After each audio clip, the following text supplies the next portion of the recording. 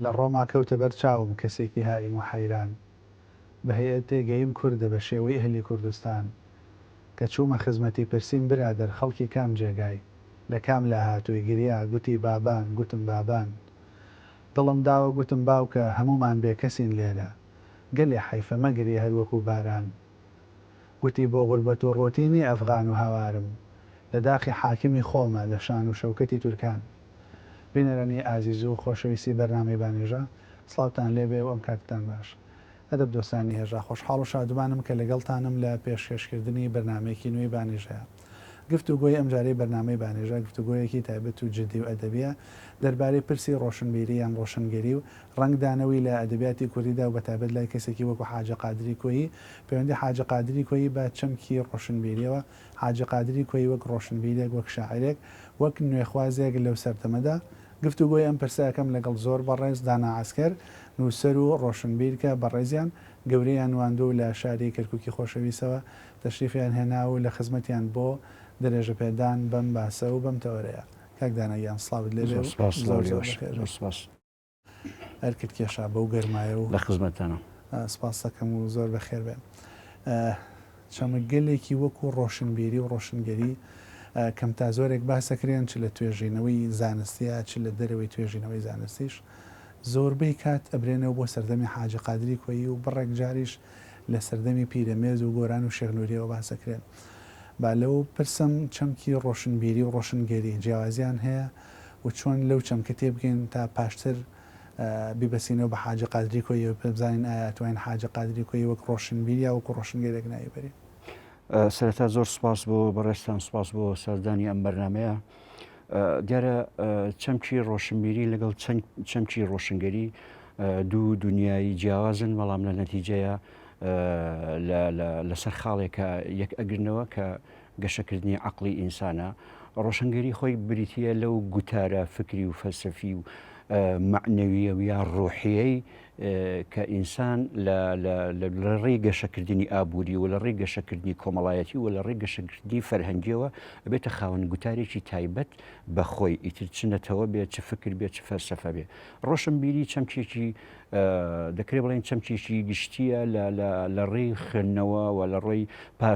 باگراوندی سەقافیەوە ئەو بەتایبەتی بەو کەسانە ئەوتری ڕۆشنبیر کە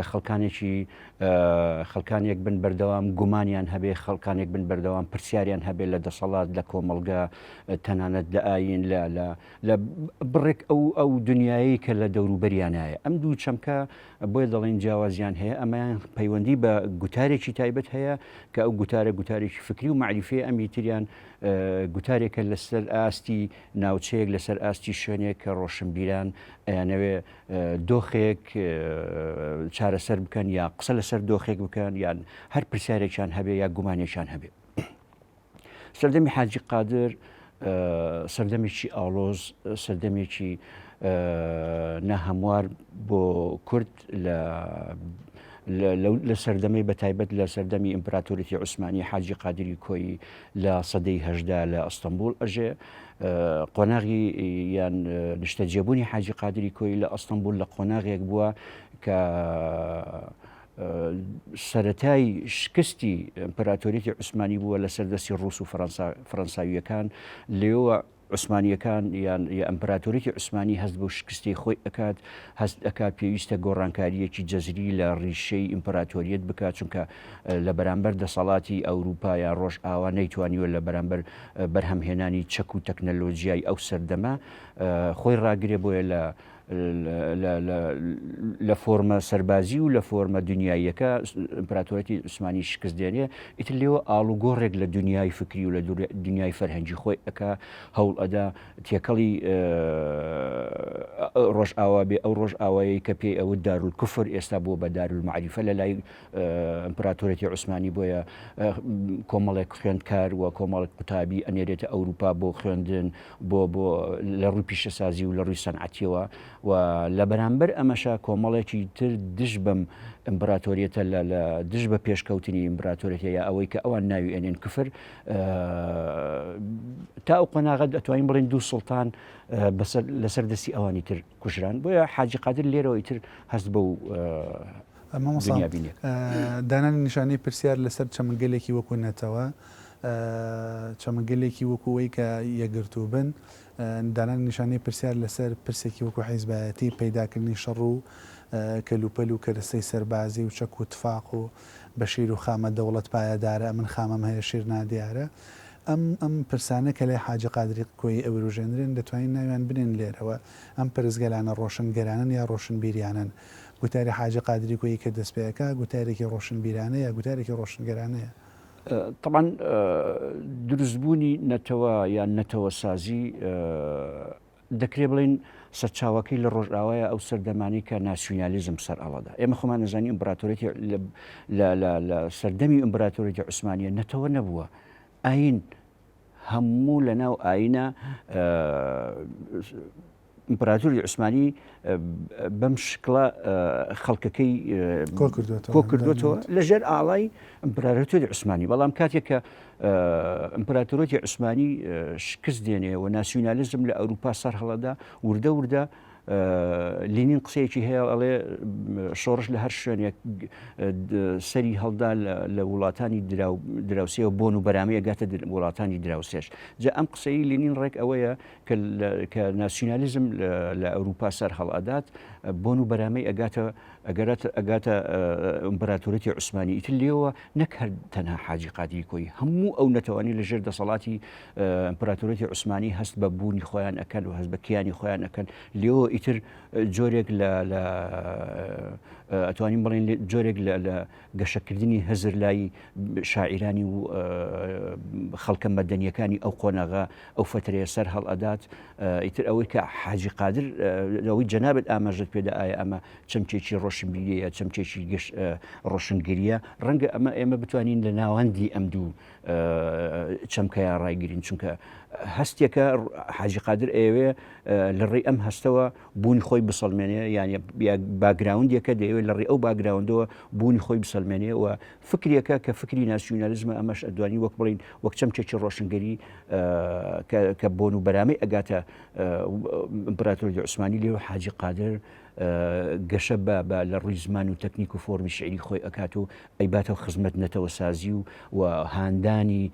کۆمەڵگەی کوردی بۆ گەشەکردن تەنانەت لە شوێنێکە ینی حاجی قادر لە سەدەی هەژدا باس لە چەکی مۆدێرنەکە ینی تۆ تەسەڵکە لەو سەردەمەیە باسی چەکی مۆدێرکەی ئەمە نیشانەی ئەو پێشکەوتنەی ڕۆژ ئاوایە کە وردە وردە ئەخزیێتە ناو ئیمپراتۆریەتی عوسمانیەوە هەر ئەمەشەوە ئەکە لەو قۆناغەیە مەسەن بۆ نمونە کۆمەڵک گەنجی خوێنەوار لە ئەستەمبول لە پارێزەرن بازرگانن خوێندکارن ئەمانە گەشە ئەکەن ئەیانەوێت لە ڕێی گروپی خوێندونەوە ئیتر قوتابخانەدا بەتایبەتی سەردەمی جەماعەتی تەرەقی قوتابخانەدا ئەم مەزرێ ڕۆژنامە ئەکرێت و چاپخانە دێتی تو وردە وردە لەو قۆناغی ئەو فترەی ئەمان 12 کتێب وەرئەجێڕێتە سەر زمانی سەردەمی عوسمانی فترێ زمانی تورکیە هەر زمانێکی باشە مامۆستا لێرەوەی ئەمە ئەتوانین حاجە قادر بە نوێگەرێک دابنین چونکە وەکو ئاشکرایە تا ڕادەیەک لە ڕووی کێش و سەروا و ڕێتم و بەکارێنانی وشەی بێگانەوە هەستەکەی هەر بە جۆرە لە جۆرەکان ئەو سیاسەتی زمان و ئەدەبیە کە بەسەر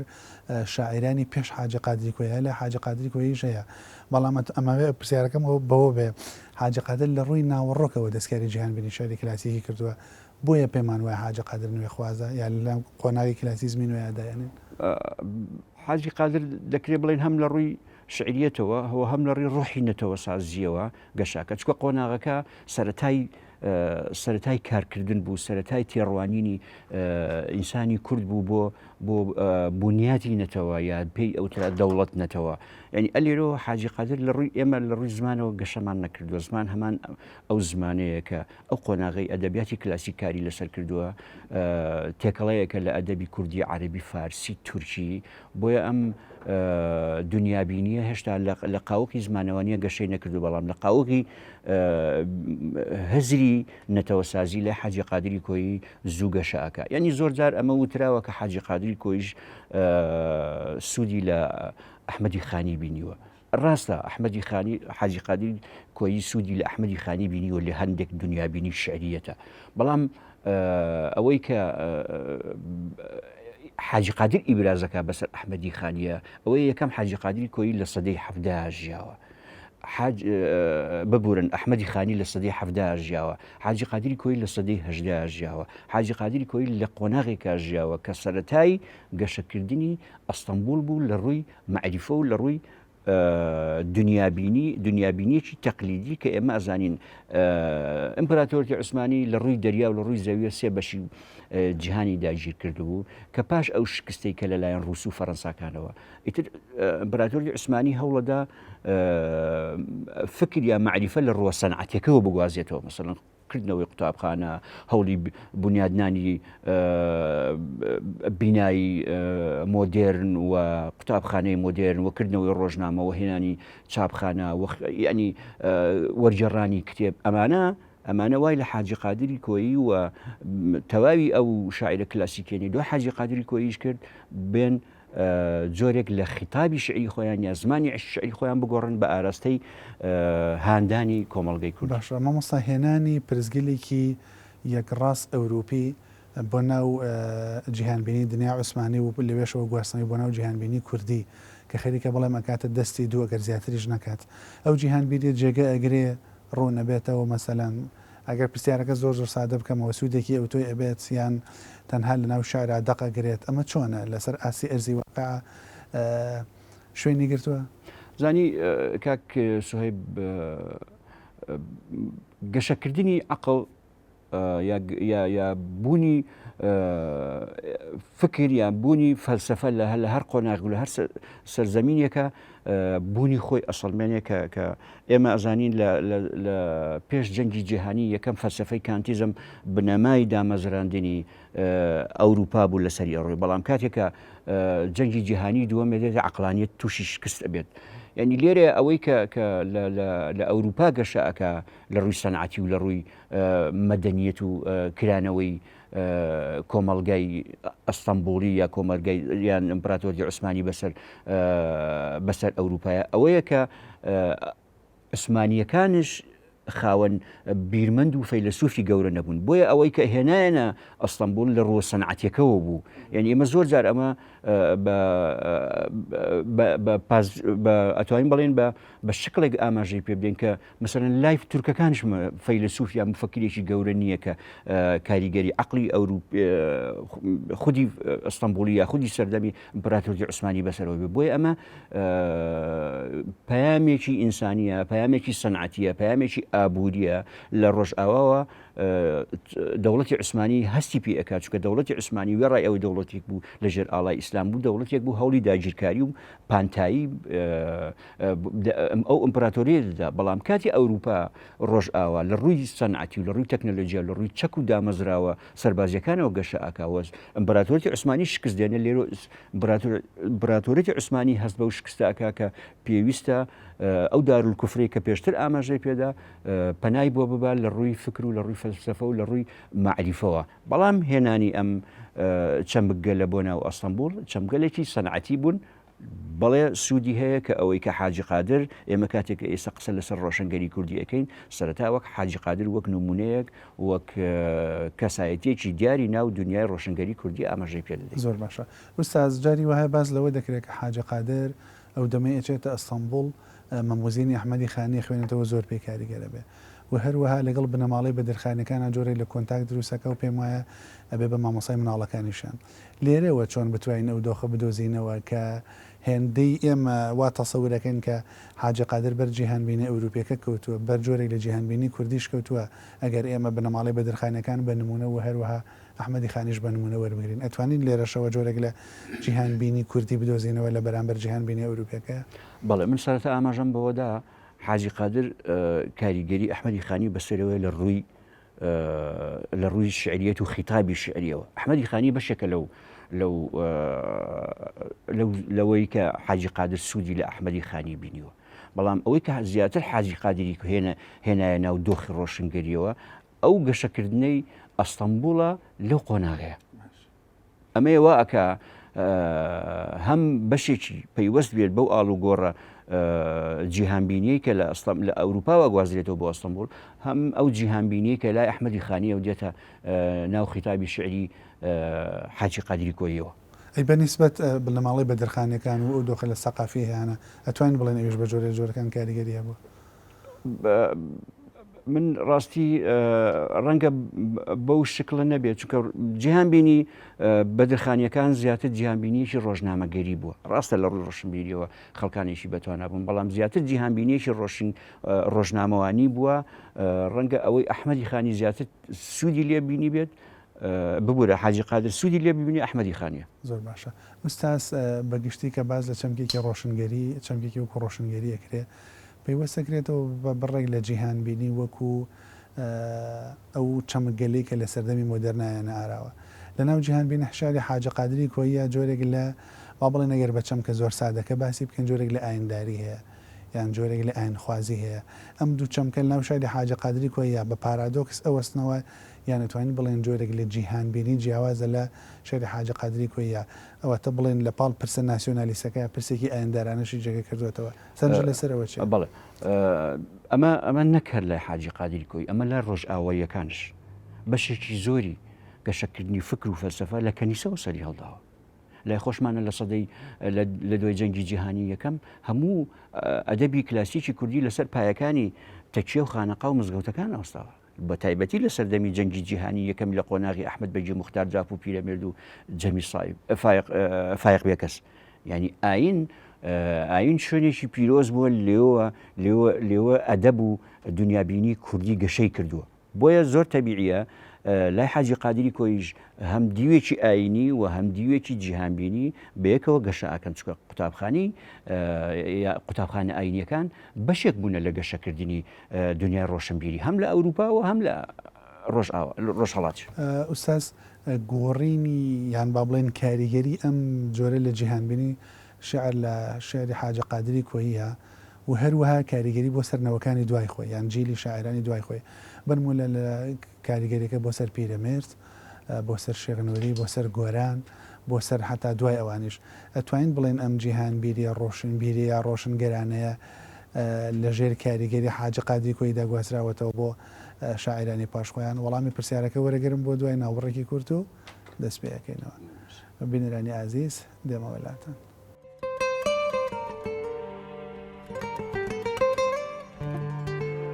بینەرانی خۆشەویست هاتمەوەلاتان. کاکدانا باسمان لە حاجە قادر و کاریگەریەکانی یان شاعرانی دوای حاجە قادر و وەرگرتنی و هێزە لە حاجە قادرەوە کرد بە نمونەی پیرەمێرد وەک دەزانین زۆر جارێش چەمکی ڕۆشنبیری یان ڕۆشنگەری لەگەڵ ناوی پیرەمێردایە بە تایبەت ئەمە چۆنە؟ کاتێککە قسە لەسەر قۆناغەکانی ئەدەبی کوردی ئەەکەین کە دابەشی ئەەکەین بەسەر 4 قۆناغی جیاجیا دین سەرەتا دەڵین قۆناغی یەکەم بەشێکە یا سوودی لە کێ وەرگردووە لە حاجی قادری کۆی سەرەتا ئاماژەمان پێدا حاجی قادری کۆی لە قۆناغێکا ژیاوە کە ئەو قۆناغە گۆڕانکاری جەزری لە ئەستەمبول ڕوویدا دوای شکستی ئیمپێراتۆری عوسمانی بۆیە هەموو هێزەکە لای حاجی قادری کۆیە ئەو دنیا ڕۆشنگەریەی ئەو جۆرە لە بیرکردنەوەی ئەو جۆرە لە زمان و خیتابی شعرەی لای حاجی قادری کۆی هەبووە لای شاعیرانی پێشخۆی نەبووە بۆیە حاجی قادری کۆی ئەبێتە کۆڵەکەی گەشەکردنی هزری و زمانەوانی و ئەتوانین بڵین ڕۆحی لای نەوەکانی دوای حاجی قادری کۆی. حاجی قادری کۆی دەبێتە کۆڵەکەیەک بۆ بنەماکانی ڕۆشنگەری لای ئەدەبیاتی کوردیە. حاجی قادر هەم لە ڕووی خیتابی فکریەوە هەم لە ڕووی دنیابینی خۆیەوە و هەم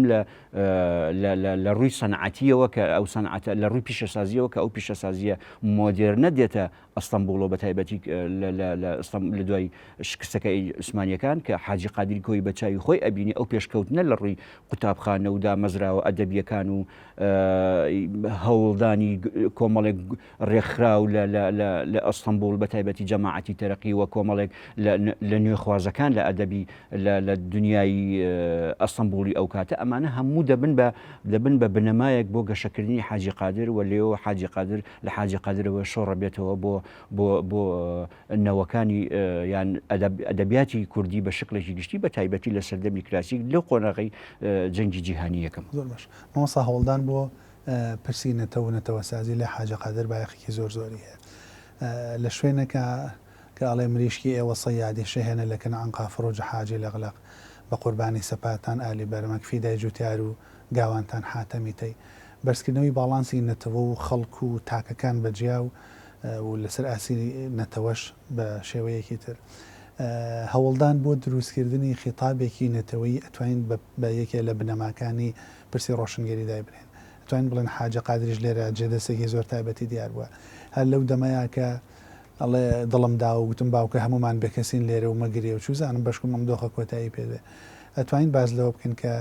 حاجە قادر وەک نەتەوە خوازێکیش لەناو چەمکی ڕۆشنبیری جێگەی بکەینەوە بێگومان حاجی قادر سەرتا ئاماژەمان بۆوەدا حاجی قادر لە قۆناغێکە لەدایک بووە کە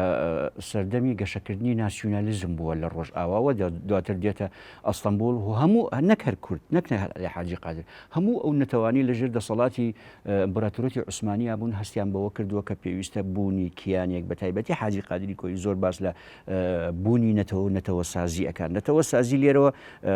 نەتەوە جایە نەتەوە سازی جایە نەتەوە سازی جۆرێکە لە خۆ ئامادەکردن بە بوونی نەتەوە بوونی یان کیان حاجی قادر 2000 حاجی قادر لەسەر دەسەڵاتی لەسەر دەستی حاکمانی ناوچەی کوردستان شار بەدەر ئەکرێت لەبەرەوەی ئەو بەردەوام ڕخنی گردووە لەو جۆرە سیستەما ڕخنی گردووە لە جۆرێک لە تونند و تیژی ئەنی حاجی قادر وێڕای ئەوەی کە کەسێک بووە ئیشی لەسەر نەتەوە سازی کردووە کەسێک بووە بەردەوام ڕخنی لە دەسەڵاتیش کردووە کە نەیانتوانیوە خۆیان لەژێر ڕکیفی دەسەڵاتی عوسمانیان ڕزگار بکەن ئەمانەوە لە حاجی قادرەکە حاجی قادر وەکو فکر هەموو فکر هەم وەک دنیابینی شعری و هەم وەک جۆرێک لە ڕۆحی ڕۆشنگەری لە حاجی قادر گەشتە بکات بەڵام ئەوەی کە خیتابی ڕۆشنگەری لای ئێمە کزەکە ئەوەیە حاجی قادر خۆی خاوەن میتۆدی فکری نییە و حاجی قادر خۆی فەیلسوف نییە و حاجی قادر ئینسانێکی ڕۆحیە تەنها لە ڕێی شعر و لە ڕێی زمانی شعری و لە ڕێی هەستکردن بەو گەشەکردانی کە لە ئەستەمبول و لە ڕۆژئاوا ڕوودەدەن ئەمانەوە لە حاجی قادر ئەکات بە شێوازێکی زۆر هێمنانە گەشە بکە بەڵام دوازر کە دێتەوە ئەم گەشەکردنە لە حاجی قادر ئەتەقێتەوە و مامۆستا بڵێ شتەکە وەکو تیۆرەیە پراکتیک نەکراوە تیۆرە ئێمە لەبەرەوەی ئێمە ئێستا من خۆم زۆر جار ئەڵێم ئێمە نازانم هەست ناکەین ئێمە نەتەوەی چکە لە ڕووی بیرکردنەوەمان لە ڕووی بیرکردنەوەمان بیرکردنەوەیکی تا ئێستا خێڵەکیە بیرکردنەوەیمان عشاعریە دابشکردنی دەسەڵاتمان دابشکردنیێکی خێڵەکیە فۆرمی حزبایەتیمان فۆرمێکی خێڵەکیە بەڵام بە لیباسی مەدەنی و بە لیباسی ڕۆژئاوایی بۆیە ئەمانە کاریگەری لە لای دەسەڵاتی کوردی لەو قۆناغەوە نەکردو تاکو ئێستا تا ئەم لەحزەیە ئێمە لە ژێر دەسەڵاتێکی ئەستەکەم خێڵەکیە ژینیانی لە ڕووی فکر و لە ڕووی ڕۆشنگەریەوە هیچ گەشێکمان نەکردو ئەوەی کە هەیە تەنها ڕۆشنبیرەکانن بۆیە لە کاتێک کێشەی کورد ئەوەیە کاتێک کە تۆ دەی باس لە مێژووی ئەندێشەکەی ئەوەی باتەوە سەر مێژووی سیاسی کوردی ینی ئەمانش کەسن تۆ پێویست بۆیە حاجی قادر لە ڕووی فکرەوە بخەیتەوە باش دوای ئەوەندە ساڵش کە حاجە قادر و خیتابەی هەیە ئەتوانین سوود لەو خیتابی حاجە قادری کۆی وەربگرین بۆ سەلۆنێ بژانەوە بۆ جۆرێکی تر لە ڕۆشنگەری بێگومان ئێستا لەم ماوەیە هەوڕێکی ئازیز خەڵکی ڕۆژهەڵاتە پرۆژەیەکی هەیە پرۆژەی ڕۆشنگەری ئەم پرۆژەیە 5 کتێبە کتێبی یەکەمی حاجی قادری کۆیی مەدرسەی ئەستەمبول حاجی قادری کۆیی ڕۆشنگەری کوردی ئەمە پرۆژەی یەکەمێتی پرۆژەی دووەمی ئەندێشەی پیرەمێرد ئەنی تۆ بزانە بە قۆناغێ ناوێتی ئێمە بۆیە پێویستمان بۆیە مێژووی گەشەکردن مێژووی ئەندێشەی کوردی مێژووی کەسانی وەکو پیرەمێرد و وەکو ئەحمەدی خانی وەکو حاجی قادری بخوێنینەوە کاری لەسەر بکەین بۆ ئەوی ببینە خاوەن دنیابینیەکی تایبەت بە خۆمان ئەو ڕۆشنگەریەکە لە ڕۆژئاوا دێ بیکوردێنین ئەنی مەسەن بۆ نمونە کاک محمودی اسماعیلی محمودی لە سەرەتای کتێبەکە ڕخنەیەکی تند لە ڕۆشنبیرانی ئەم قۆناغە دەگرێت دەڵێ دەیانەوە بیکەن بە مودێلێک بیان بکەن فەرهەنگی یان فکری فەلسەفەی ڕۆژئاوایی بکەن بە مودێلێک یان مارکێتێک و بیکەنە بەری ڕۆشنگەری بیکەنە بەری کۆمەلگای کوردی لە دیوێکەوە ئەمە ڕاستە ناکرێتەوە کولتور و دابوونەریتی کۆمەلگایەکی خۆرئاوایی بیهێنی لە کۆمەلگایەکی تازە ڕزگار بوو لە ژێر دەسەڵاتی سەردەمی ئیمپراتۆری عوسمانی بیکەیتە بەری ئەو بەدیوێکی ترە ئەوەیە کە تۆ ئەو سوودەی کە ئیمپراتۆریەتی عوسمانییان سەردەمی ئەستەمبول لە ڕۆژئاوای بینی و هەمان ئەو فکرە و دنیابینیە کە لە ڕۆژئاواوە گەشەی کردو بۆ ئێمەش لە ڕێی ئەستەمبولەوە دێن گەشە بە هەندێک لە ڕووی سەنعەتی و لە ڕووی بیناسازیەوە گەشاکەین بەڵام لە ڕووی فکرەوە لەبەرەوەی نە حاجی قادرمان خوێندوێتەوە وەک مێژ و وەکو ئەندێشە نە ئەحمەدی خانیمان خوێندوێتەوە وەک ئەندێشەوە نە پیرەمێردمان خوێندوێتەوە ئەم پرۆژەی ئەم پیاوە پرۆژەیەکی زۆر باشە پێویستە گرنگی پێ بدرێت. ئەگەر لە شوێنەکە شتێکە بێ ناوی شکست بێ شکست لە سیاسەتیان شکستی سیاسەکان ئەتوانین بڵێن بەگەڕانەوە بۆ پرسە ئەدەبیەکەی ئێمە بەگەڕانە بۆ حاجە قادر و پیرەمێرد ئەو برینە ساڕێژەکرێ یان جۆرێک لە دانانی نیشانەی پرسیارە سەر لە نوێ بۆ خۆمانیان با بڵێن جۆرێک لە جیهانبینەیەکی ئێمە توانین خۆمان بەر ئەساسی ئەو جیهانبینە سەر لە نوێ هەستینەوە. ڕێک ئەو جۆر ئەو شکستەی کە سەردەمی عوسمانی کاتی ڕوبەڕووی ڕوس و فەڕەنسیەکان ئەبنەوە لە ڕووی سەنعەتی لە ڕووی پیشەسازیەوە شکست دێنن کۆمەڵگای کوردیش دەبێت ڕێک هەمان ڕەچاوی هەمان خاڵ بکە کە کاتێکە کۆمەڵگای کوردی تووشی شکست ئەبێت پەنا بۆ چییە بە پەنا بۆ علم بۆ خوێندن بۆ معریفە بۆ وەرجێڕانی کتێب بۆ دروستکردی چاپخانە بۆ ڕۆژنامە بۆ گەشەکردنی فکر ئێمە بە شەڕ گەشە ناکەین. شەڕچی فکر چی دروستەکە هەر فکرە دێت تەکنۆلۆژیا بەهێزەکە ئابووری بەهێزەکات کاتێککە تۆ ئابووریت بەهێز بوو معنایەوە عقلت بەهێزە فکرت بەهێزە تێڕوانینت بەهێزە بەڵام ئێمە لە بەرامبەر ئەوەی کە پێمان وابێ داگیرکاری تەنها بەهێز لە ناوەچێ نەخێر ڕۆژێک لە ڕۆژان ڕوبەڕووی هێزێکە بین کە لە خۆمان بەهێزتر بێ وەک ئەوەی کە ئیمپراتۆریەتی عوسمانی ڕوبەڕبوویەوە بۆیە پێویستمان بۆیە گرنگی بە بواری ڕۆشنبیری بدەین سیاست بەمانە خێڵەیەکێکی تێپەڕێنین ئێمە ئێستا کاک سۆی بەداخەوێڵم ئێمە تا ئەم قۆناغی کەسە من و تۆ قسەی تیاکەین ئەدەبمان ئەدەبێکی کشت و کاڵیە تێڕوانین و بۆچونمان بۆچوونێکی کشت و کاڵیە شارمان هەیە بەڵام تەنها لە ڕووی بنیادی ئەتوانین بەڵێن بیناسازیەوە شارە ئەجینە خۆمان بە عقلێتی خێڵەکی بە عقلێتی عشیرەت گەرایی تاکو ئێستا کاکە حزبەکان خەریکن عشیرەت زیندووەکەنەوە ئەمەیە کێشەکەی ئەمەیە لە مرۆڤی کورد ئەکات بیر نکاتەوە وا لە مرۆڤی کورد ئەکات تووشی جۆرێک لە دابڕان بێت لە دنیای مامۆستا هەندێک نیشانی پرسێ لەسەر پرسی ڕۆشنبیری و دۆخە ئەدەبیەکە دانا یەکێکی لەو کەسانی کە خاوەن جێپەنجەی خۆتی لە بواری ڕخنەی ئەدەبیە ئێمە وەکو وتمان پانتایەکی باشمان هەیە لەناو ئەدەبی کوردیە کە ئەتوانین بیدۆزینەوە بەڵام ئەمە پێش هەر شتێک لەوانە ئەرکی ڕخنەکاران بێ کە بێن جیهانبینی حاجە قادری کۆیمان بۆ کەشفکەنی پیرەمێردی شێخنووردی گۆرانمان بۆ کەشفکەن ڕۆڵی ڕەخنەی ئەدەبی لە دۆزینەوەی ئەو سەرداوانەوە کە سەرداوی مەسەن بە جۆرە لە جۆرەکان ڕۆشنگەرانن یا هزرمەندانن یا ئاین پەروەرانن جێگە پەنجەی ڕەخنەگران لەم بوارەیە مەسەن کە ئێمە نمونەی کەسێکی وەکو بەڕێ ئیسماعیلی مەحموودیمان هێنایەوە ڕەخنەی کوردی ئەتوانێت لەم بوارەیە چی بکات کاک سوهیب کاک مەحموود کاتی قسەم لەگەڵا کرد وتی ئەم کتێبم چاپ کرد بە هیمەتی کۆمەڵێک نووسەر یەکێک لەوانە هاوژین مەلا ئەمین و چەند کەسێکی کە کاتی خۆی بەشێکی لەم گوتاری لە فستیڤاڵی گەلاوێش خوێندووەتەوە هەوڵیان داوە لێرە لە ڕێی دەستگای جەمال عیرفانەوە بۆی چاپکەن کە قسەمان کرد بەیەکەوە وتی هەوڵەدەم بزان ئەگەر هەوڵ بدەین زین دەستگایەک ئەو پرۆژانی ترم بۆ چاپ ناکات ئەمە خاڵێک خاڵی دووەم دە ڕۆژ پێش ئێستا من تەلیفۆنم بۆ دەستگایەکی ڕۆشنبیری چاپخانە کرد کە کتێبێکی ڕەخنەی ئەدەبیم هەیە یەکسەرەتی وڵای کاکدانەداوە لێ بڕونەکەن ڕەخنەی ئەدەبی چاپ ناکەین ئەنی کاک سوهیب ڕۆحی ئەدەب ڕەخنەی ئەدەبی باشە ئەتەوێ بڵێ وزەکە هەیە وەکو تاک وزەکە هەیە وەکو تاک بەڵام نە لە زانکۆ کاری لەسەر کراوە نە لە فستیڤاڵەکان زۆر بە جدی گرنگی پێدراوە و دام و دەستگاکانی خۆشمان تەنها بریتین لەوەی کە ڕۆمان و چیرۆک تەنانەت شعرش چاپ ناکەن کە سێ بەشی جیهان لەسەر شعر گەشەی کردووەوە بوون بە خاوەن شارستانیت یعنی کێشەکەمان ئەمەیە ڕەخنەی کتێبی ڕەخنەی ئەدەبی چاپ ناکرێ ئەوەی کە بکرێ کۆمەڵێک خەڵکە یا لەسەر ئەرکی خۆی یا ئەم حزب یا ئەو کەسایەتی بۆی چاپەکە مشکلەی ئەوەیە ئەم دام و دەستگایانە فێری ئەوە ناکەن خەڵک ڕەخنە بخوێنێتەوە ینی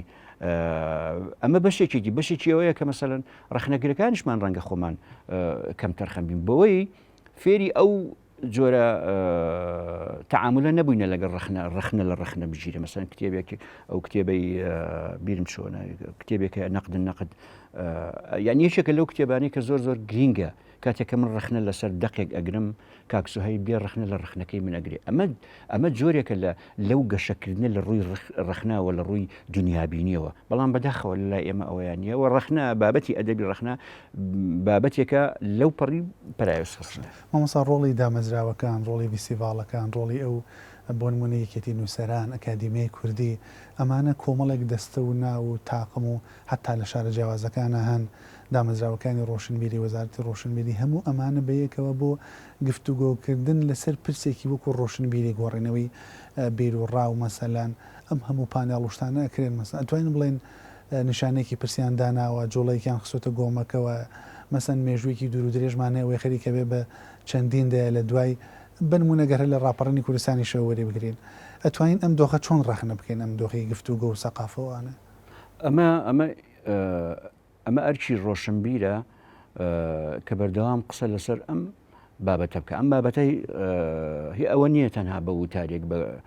یا دوو وتار ئەمە پێویستە پانێڵێکی گەورەی گرنگی لەسەر بکری ئەم پانێڵانە مشکلەی ئێمە لە وڵاتی ئێمە کاتێک کە دێین پانێڵێک لەسەر بابەتێک ئەەکەین ئەم پانێڵە پێویستە درێژە پێدەری هەبێ ئیمتیدادی هەبێ بۆ بڵێ لە قۆناغێکە وەستان نییە بێت تازە بکرێت ئەبێ تازە بێتەوە ئەبێ مەسەن بۆ نمونە ئێمە لەم فترەیە دیبەیتێکمان کرد لەسەر ئەدەبی پێکەوە ژیان یەکێتی نووسەرانی عێراقوتیان ئێمە دوای 15 ڕۆژی تر ئێمەش دەستی پێکەین بۆی ببێ بە بازنە بەڵام ئەوە دوومانی پێش ئەوانیان کردو یعنی ئەمەیە گرفتەکە ئەمەیە بەشێکی ئەو دام و دەستگایانەکە تەمویلیان نییە بەشێکی ئەم دام و دەستگایانە بەداخەوە ئێستا ئێمە لە خوارەوە لە کاتی دانیشتنە باسمان لەوە کرد کە تەمویلی مەسە بۆ نمونێکێتی نووسەرانی ئەو هەر چوار لقەکە هەولێر سلێمانی دهۆک کەرکک تەمویلیان نییە کە تەمویلیان نەبوو یا ئەبێ ئەوەتە دەرگاکەیان داخەن یا ئەوەتە ئەبێ حزب تەمویلیان کە کاتێککە حزبش تەمویلیانی کرد ئیتر ئەوانش بەپێی میزاجی خۆیان تەمویلیانەکەن هەم لە ڕووی فکریەوە گەشەکە و هەم لە ڕووی ئەتوانین بڵین دنیابینی خۆیانەوە گەشە بکە ینی مەسەلەن زۆر جار حزب ڕێگری لێ ئەکا لەوەی مەسەن بۆ نمونە پیاوێکی مەریوانی وریاقان عبێنی کۆڕی بۆ هەمووی کریفتن لە پرسێکی وەکو شاعرا منەمە دیسان بچمەوە سەر حاجە قادری کۆی زۆر جار نەقلی دۆخێکەکرێ ئەڵێ ئەوەی لە شاعرا هەیە پرسێکی خەیاڵیە پرسێکی خۆکردە شتێک نییە ڕەتی بە بابەت و بە وجود و بە بوون و بە کۆمەڵگە و بە واقعەوە هەبێ ناو شارە جیهانبینیکی خەیاڵی هەیە ئێمە ناتوانین بەر ئەساسی کۆمەڵێک تێکستی شعری یان هەندێک بنەمای شعری ئێمە بتوانین ژیانی ڕۆژانەی خۆمان دەستکاری بکەین یان گۆڕانکاری بێنینە ئاراوە بە شێوە گشتێکە بەر مەبنای شاعر بەگشتی و هەروە حاجە قادری کۆیی بە تایبەت ئێمە ئەتوانین لە ناو شعرا بۆ جۆرێک لە بوونی کوردانی خۆمان بگەڕین ئیتر نەگەڕێنەوە بۆ ئەوروپا بۆ مەسەلەن تورکیا بۆ عوسمانی بۆ فڵان بۆ فیسار لە ناو جیهان بینی کوردی شاعری کوردی خۆمانە کورد هەیە ئەتوانین بگەڕێنەوە بۆ ئەو ڕیشە کوردیە ئەنی شاعر ئەتوانێت هەڵگری ئەو جۆرە لە مێنتاڵەتی بێت بەڵێ جارە شعر لەسەر چ ئەساسی بنیاد نلایە دروست بوو نەک شعر هەموو دنیا لەسەر خەیاڵ دروست بوو سە بۆ نمونە من خەیاڵەکەمەوە کورسیەک دروستکەم ئەم کورسیە لە سەرەتا خەیاڵە دوای دێتە سەر ئەرزی واقع ئێمە کاتێکە بمانەوێت دنیابینی تایبەت بە خۆمان هەبێ ئەبێ مێژوو بخوێنینەوە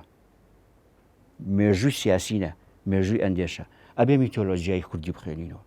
ئەبێ حاجی قادری کۆی ئەندێشەی حاجی قادری کۆی بخوێنینەوە ئەبێ ئەندێشەی ئەحمەدی خانی بخوێنینەوە ئەبێ ئەندێشەی مەلای جەزیری بخوێنینەوە ئەمانە زۆر گرنگن کە ئێمە سەر لە نوێبین لە ڕێی گۆشەنیگای هەزری و بیری ئەم